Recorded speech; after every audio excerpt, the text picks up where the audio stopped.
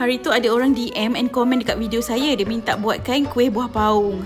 Kuih ni memang sedap, garing-garing kenyal dekat luar, and then ada inti serunding dekat dalam. Okey, jom kita tengok resepi. Mula-mula rebus 10 ekor ikan dengan asam keping dan garam. Dah siap rebus, asingkan tulang and then blend atau tumbuk. Masukkan 1 biji bawang besar, 1 inci halia, 1 sudu kecil biji halba, 1 kotak kecil santan dan setengah cawan air. Tambah garam and 2 sudu besar gula. Lepas tu gaul rata semua bahan-bahan ni, kemudian masak guna api perlahan.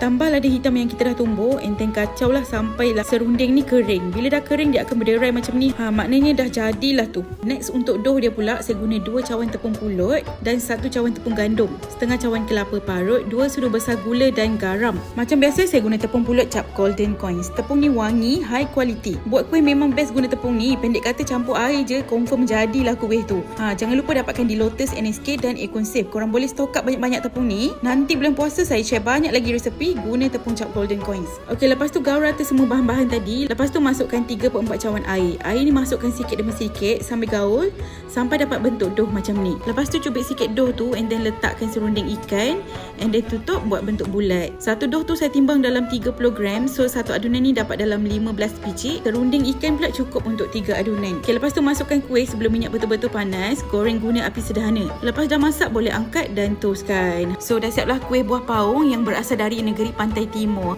Kalau makan panas-panas ni memang sedap. So nanti korang boleh cuba dekat rumah. Jangan lupa gunakan tepung pulut cap Golden Coins.